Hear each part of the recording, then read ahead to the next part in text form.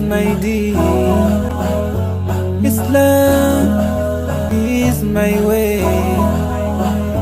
I believe in Allah, in Muhammad. I believe in Allah, in Muhammad. Amantu billah.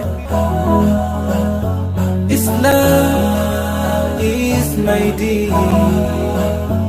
Islam is my way. I believe in Allah, in Muhammad. এখানে কথা বলার মতো যেই Islamic তাত্ত্বিক যেই যোগ্যতা এবং যেই জ্ঞান যেটি প্রয়োজন সেটি আমার নাই। আমি গত 1 বছর এবং আমার বিশ্ববিদ্যালয়ের 7 বছর 6 বছরের যে অভিজ্ঞতা আমার হয়েছে এবং আমার এই গত বেড়ে ওঠা সব মিলে ইসলাম, বাংলাদেশ, আমাদের সমাজ ব্যবস্থার আলোকে আমার যেই কিছু অভিজ্ঞতা হয়েছে আমি সেটি আপনাদের সামনে শেয়ার করতে পারি। সেটি নিয়ে কি করা উচিত বা কী করা উচিত নয় সেটি বলার মতো যোগ্যতা বা জ্ঞান আমার নাই। আমি শুধুমাত্র প্রেক্ষাপটটা আপনাদের সামনে উপস্থাপন করতে পারি। আমরা দেখেছি দীর্ঘ সময়ে আমাদের যে সমাজ ব্যবস্থা, এই সমাজ ব্যবস্থাটাকে ইসলামী ফবিক করে রাখা হয়েছে। এমনভাবে আমাদের মিডিয়া, আমাদের কালচার, আমাদের শাসন ব্যবস্থা তৈরি করে রাখা হয়েছে যেখানে এমনভাবে উপস্থাপন করা হয়েছে যে একটা ইসলাম মেজরিটির একটা দেশ, সেখানে ইসলাম প্রিয়তা, ইসলামমুখী এই বিষয়টাকে ইসলাম ভীতি হিসাবে উপস্থাপন করা হয়েছে। এটা অত্যন্ত সুপরিকল্পিতভাবে করা হয়েছে। এখন সেটা থেকে উত্তরণ আমরা কিভাবে ঘটাবো, সেটার উত্তরণ নিয়ে আমরা সেটা থেকে উত্তরণ কিভাবে করতে পারি সেই বিষয়ের সেই পথ আপনাদেরকে উন্মুক্ত করতে হবে।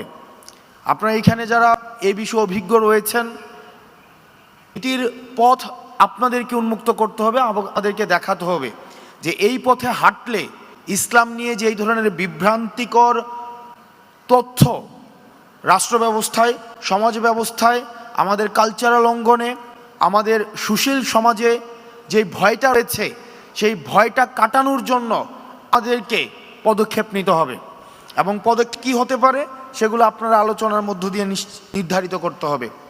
আর আমরা রাজনৈতিক পরিষদ থেকে আমরা এটি নিশ্চিত করতে চাই, সেটি হচ্ছে যে আমাদের সমাজে, আমাদের দেশে ইসলামোফোবিয়ার আর কোনো স্থান হবে না।